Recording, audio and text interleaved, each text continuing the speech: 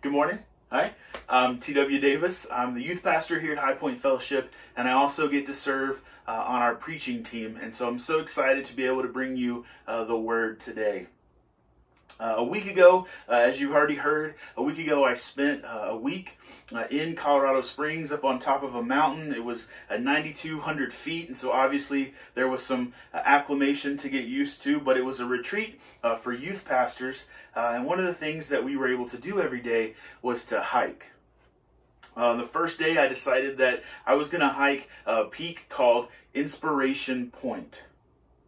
Now, there's a trail that goes to Inspiration Point and then goes beyond to a whole nother mountain, right? So the longer I hiked, I could see the top that I was trying to get to, the peak I was trying to get to. The longer I hiked, I could see it from a distance. I hiked and I finally got to the bottom of this mound that I had to climb. I saw a trail that circled around and started going down. I saw a trail that kept going toward the next mountain, and so I thought, all right, I'm here. And I have no way to get to the top, but here we are. So I found the spot that felt the least steep, and I started climbing. Now I knew this was a intermediate rappelling area, so I knew there were some holds at least. So I climbed, and then I got about halfway up, and I realized I'm by myself. This is against everything the Boy Scouts taught me on hiking, on climbing, on doing anything outdoors. There's no cell phone service. There's nobody around. If I fall, no one's going to find me for a while. But I was already halfway up, so I decided to keep going. I'm not saying that was the smart thing to do. I'm just saying that's what I did. I made it to the top, and it took a ton of energy. I mean, I was exhausted by the time I made it. The elevation was a problem. The exertion meant that when I got to the top, man, I was exhausted. But the view was outstanding. I'm going to show you a picture of what it looked like while I was up there, right? It was totally worth the exertion and the soreness the next day. Sometimes the things we go through are worth it in the end, right? It's not pleasant when we're going through it, but the end result is beautiful. When I was on top of that peak, I was reading and I was praying, and I was thinking about suffering.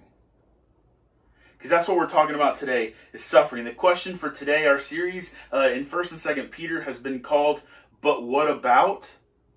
And today's question is, but what about suffering? Dan touched on this a little bit last week, and he talked about doing the right thing, and sometimes doing the right thing is suffering. Sometimes we suffer because it's someone else's fault. Sometimes we suffer because we have made a mistake. It's our fault. That rock that I climbed, it was beautiful when I got up there, right? But when I got to the top, after I exerted all that energy, got to the top, was totally exhausted, I looked, and if I had walked around the mound a little bit, there was a trail that walks right up it. I didn't have to climb if I had just looked. This spot, the other way was much safer. It was easier to get to, and it wouldn't have cost me near as much energy. See, I had not evaluated the situation correctly. So I dangerously climbed the face of a cliff rather than take the trail. The view was beautiful at the end, but I had suffered needlessly. And trust me, I suffered. See, this is not the suffering we're talking about today. Today we're talking about when Peter is talking about suffering because we are Christians. Fred read it or recited it for us earlier, but the start of this section is one of my favorites, and it makes me chuckle. I imagine Peter writing this kind of as a, are you serious? Peter says, "Dear friends, do not be surprised at the fiery ordeal that has come on you to test you, as though something strange were happening to you." Don't be surprised when something bad happens. Don't act like you're surprised when you suffer because you're a Christian. If you're surprised, someone didn't explain Christianity to you very well. After all, our entire religion is based on a faith, and the crux of our religion, the crux of our salvation, revolves around a man who was humiliated, he was homeless, he was mocked, he was beaten, he was executed right? This is the person that we hold so high. This is the person that we revere. This is the person from whom the name of our religion is derived. Christian means little Christ. In fact, the term Christian itself started out as a derogatory term given the way that Jesus had been treated. Peter says, "But rejoice inasmuch as you participate in the sufferings of Christ, so you may be overjoyed when his glory is revealed. If you're insulted because of the name of Christ, you are blessed. For the Spirit of God, the Spirit of glory and of God rests on you. If you suffer, it should not be as a murderer or thief or any kind of criminal or even as a meddler. However, if you suffer as a Christian, do not be ashamed, but praise God that you bear that name." See, we're not talking about the suffering that comes from sin or suffering that comes from living in this sinful world. We're talking about the suffering that comes from bearing the name Christian. But not just bearing the name Christian, living it out.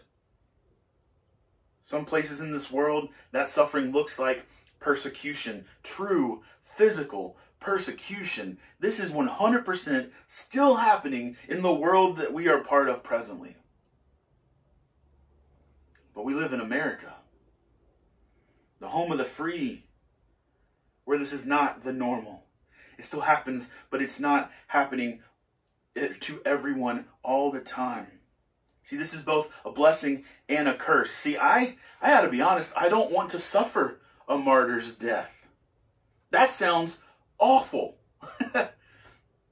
Yet Peter's saying that we must suffer to be a Christian. That is the call. That is what we signed up for. So if the government or your neighbors or whoever else is not coming into your house, grabbing you and killing you unceremoniously for being a Christian, then what does being a Christian, what does suffering as a Christian look like in suburban Cedar Park?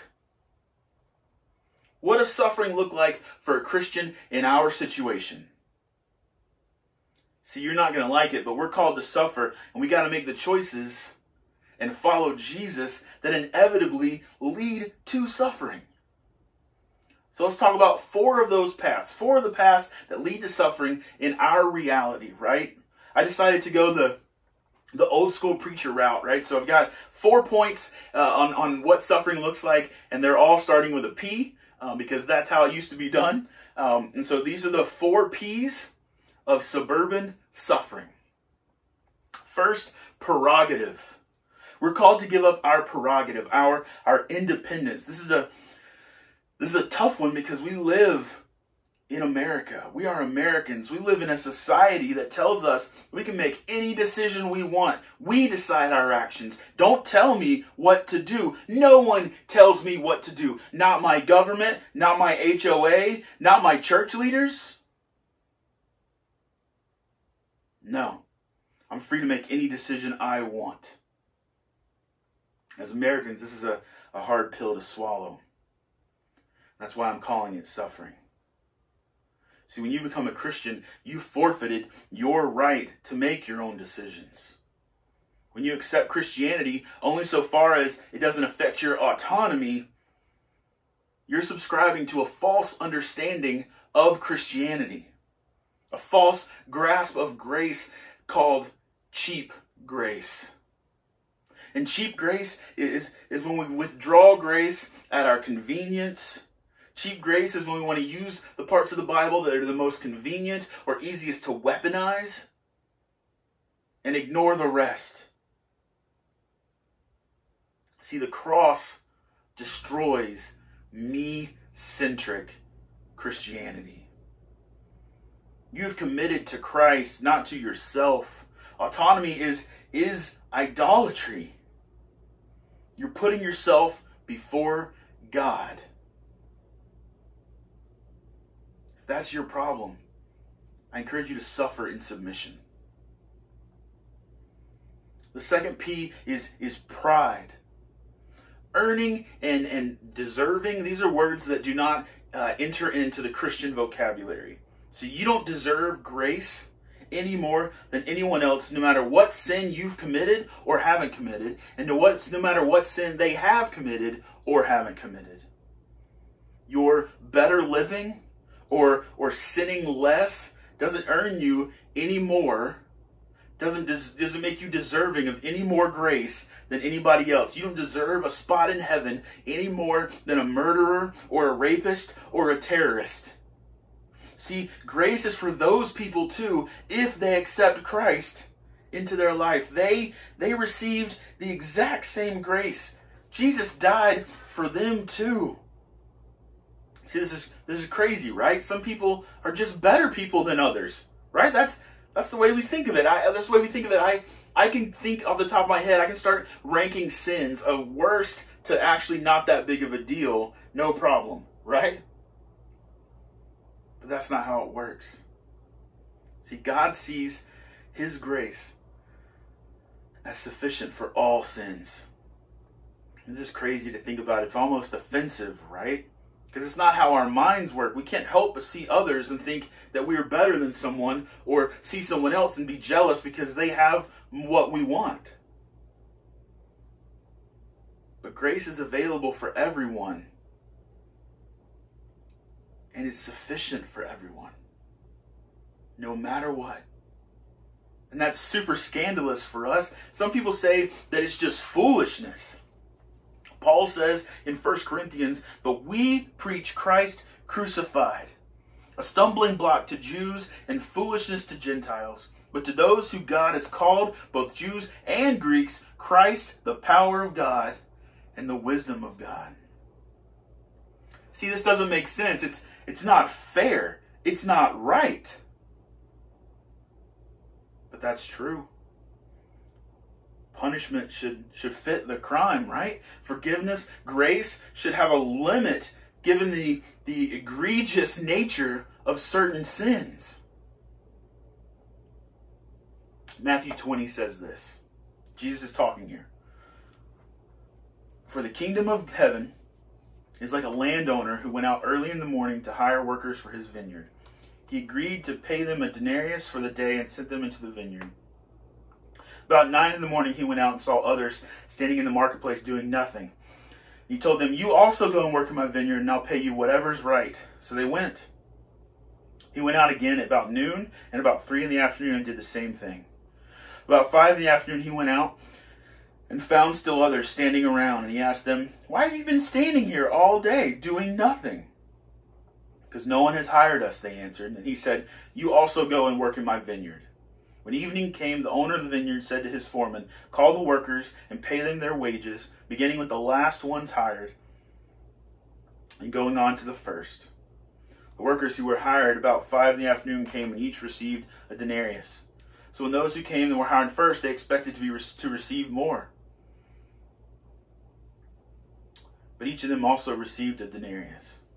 When they received it, they began to grumble against the landowner. 'Those who were hired last worked only 1 hour,' they said, 'and you've made them equal to us, who have borne the burden of the work in the heat of the day.' But he answered to them, 'I'm not being unfair to you, friend. Didn't you agree to work for a denarius? Take your pay and go. If I want to give the one who was hired last the same as I gave you, don't I have the right to do what I want with my own money? Or are you envious because I am generous?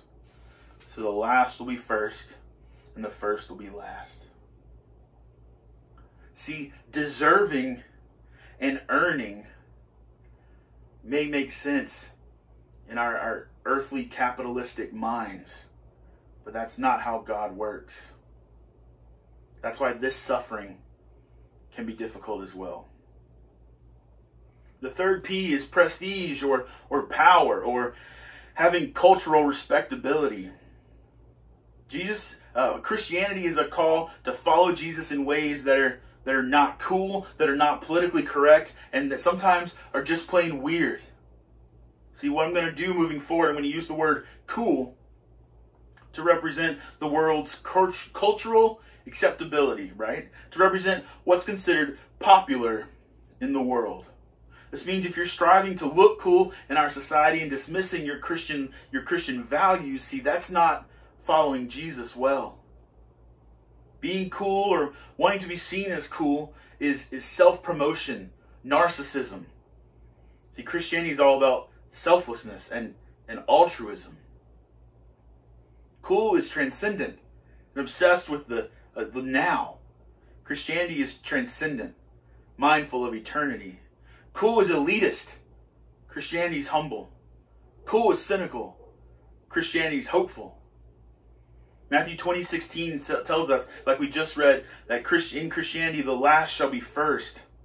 Now, I'm not saying that if you do the TikTok where you're on a skateboard drinking ocean spray with Fleetwood Mac's song Dreams playing in the background, that you're not a good Christian. I'm not saying that. I'm saying I want you to evaluate why you do what you do. Whether you like it or not, Christianity is strange to society. And if coolness and prestige are more important to you than God's calling, then your suffering should be on this front. And lastly, I want to look at possessions, right? Our last P of suburban suffering. Jesus says in Matthew 6, don't store up for yourselves treasures in on earth, where moth and vermin destroy and where thieves break in and steal. But store up for yourselves treasures in heaven, where moths and vermin do not destroy, where thieves do not break in and steal. And where your treasure is, there your heart will be also. We live in a wealthy society, so this is a tough one. As Christians, we're called to have what's called an open-handed attitude toward money and possessions. It's not yours to start with, and you can't take it with you.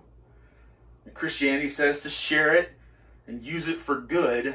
Don't hoard it. This applies to our homes as well. There are times that discipleship will call us away from comfortable places to lay our heads, or call us away from a sense of home, or even call us away from our homes.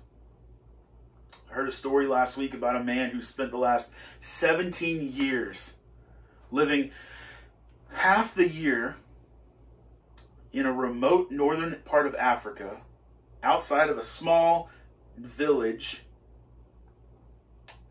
And the whole point was to earn these people's trust.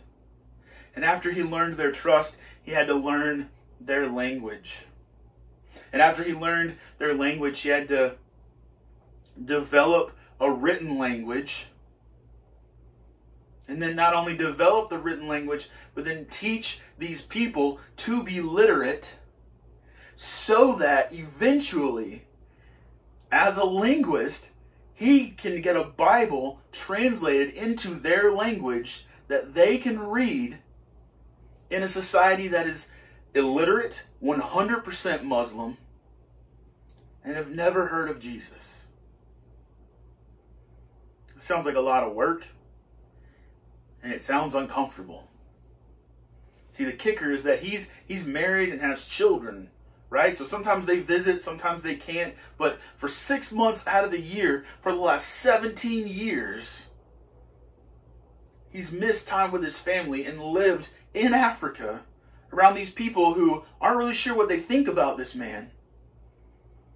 All to be a Christian. All to follow God's call in his life. That brings me to one of the things that Jesus calls our possession that can be tough sometimes. In Matthew 10, he says, anyone who loves their father or mother more than me is not worthy of me. Anyone who loves their son or daughter more than me is not worthy of me. Whoever does not take up their cross and follow me is not worthy of me. Whoever finds their life will lose it. And whoever loses their life for my sake will find it. See, our family is a possession we can't put before God. How's that for sacrifice? How's that for suffering? Now, I'm not saying that we should ignore our family, right? But we should have a balanced understanding of what's important. The last possession I want to talk to you about is our health. See, this has been a bigger deal in our society than it has been the entire time I'm alive now. When you put your health before Christ, it becomes an idol. Look at the people in history who died for their faith. See, Christianity for them was more important. When humanity didn't understand what epidemiology was, or bacteria, or germs, Christians were the ones in the Middle Ages who started hospitals. They started places for sick people to get humane treatment no matter what was wrong with them. Was that safe for them? No. But Christians have a call to care more about their Savior and about worship and about other people than they do themselves and their own health. However, it's important to trust science and also be cautious knowing what we know now, right? So my point is, if you're working on your relationship, my point is, are you still working on your relationship with Jesus and community while still caring for your own health? Or is it just all about your own health? Jenny says that in this time of craziness, it feels like we as humans are on low power mode, right? Some of our external functions are on power save mode, but I'm asking you to divert some of that power to your relationship with God, your relationship with Jesus, and to care for other people in creative ways. So what possession is your idol? Money, comfort, family, health? What are you putting before God?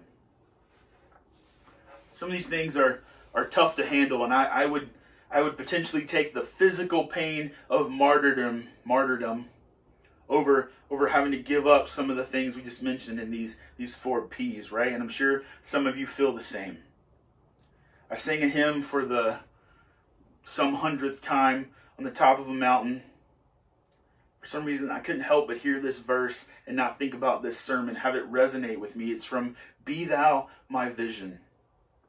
Riches I heed not, nor man's empty praise. Be thou mine inheritance, now and always. Be thou now only, the first in my heart, O King of heaven, my treasure thou art. I've talked about what suffering looks like in suburban America, but the question still remains, why suffer? What do we have to gain? Before we went to Colorado, I had to officiate a wedding for one of my old students in Florida, and so we flew to Florida to Daytona Beach, and I was performing that wedding. But one of the things while we were there was we went to the beach with my son Thomas, and he loved the waves. He had a blast, and I had a blast watching him enjoy the waves.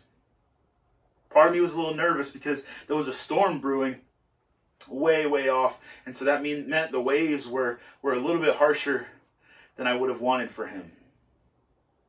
Also meant that the undertow was a little rougher than I wanted it to be.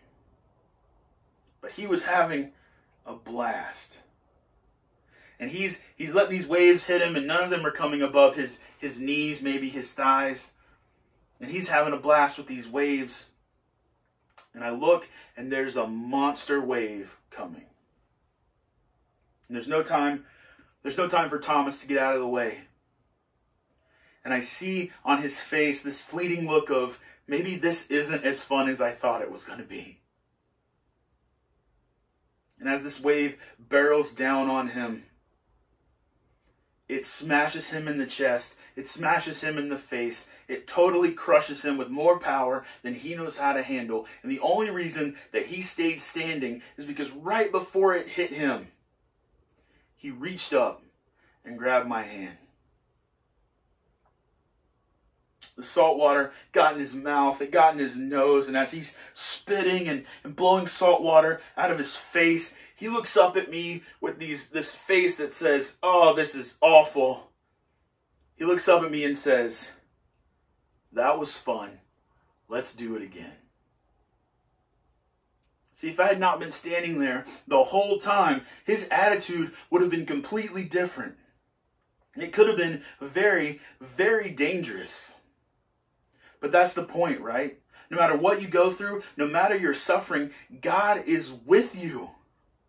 Let me say it again. God is with you.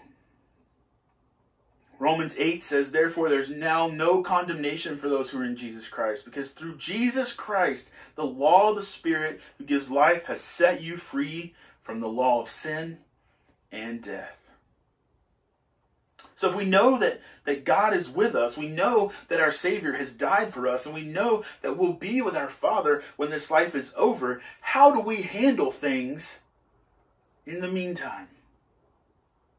Jehoshaphat was a king of Judah, and in 2 Chronicles we have the story of when he was king and some of his country, Judah's enemies, joined forces to attack them.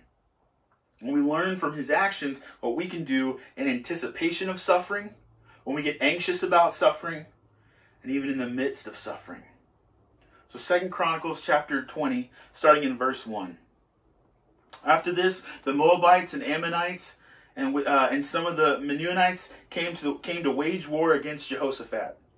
Some people came and told Jehoshaphat, a vast army is coming against you from Edom, from the other side of the Dead Sea, and it's already at Hazeron Tamar, that is, En Gedi. Alarmed, Jehoshaphat resolved to inquire of the Lord, and he proclaimed a fast for all of Judah. When he found out about this, he gets super anxious, right? And that's okay. But he doesn't prepare for war. He doesn't do anything, really. He admits he doesn't know what to do. He takes a beat and he prepares to hear from the Lord. How many times when we see bad things coming at us, we think, all right, we get anxious, and then we think, I have to jump into action. I have to do something. I have to do this, and I have to do that. And Jehoshaphat goes a different route. He doesn't panic. He admits he's not 100% what to do, and he prepares to hear from the Lord. Verse 5, so then Jehoshaphat stood up in the assembly of Judah and Jerusalem at the temple of the Lord in the front of the new courtyard and said, Lord, the God of our ancestors, are you not the God who is in heaven? You rule over all the kingdoms of the nations. Power and might are in your hand, and no one can withstand you. Our God, did you not drive out inhabitants of this land before your people Israel and give it forever to the descendants of Abraham, your friend? They have lived in it and have built in it a sanctuary for your name, saying, if calamity comes upon us, whether the sword of judgment or plague or famine, we will stand in your presence before this temple that bears your name. We will cry out to you in distress, and you will hear and save us. The next thing that he does is he reminds himself and those around him of all the good that God has done. And he reminds them that God is faithful. Sometimes we need to remind ourselves that God is faithful even when we are not. Jumping to verse 12. For we have no power to face this vast enemy that is attacking. We do not know what to do, but our eyes are on you. All the men of Judah and their wives and children and little ones stood there before the Lord. Jehoshaphat puts his eyes on the Lord, and they admit that they don't know what to do. And everyone comes together, men, women, children, they all come together and they stand still before the Lord. And then the Lord speaks to Jehoshaphat. He learns what Judah's supposed to do. And this is his response.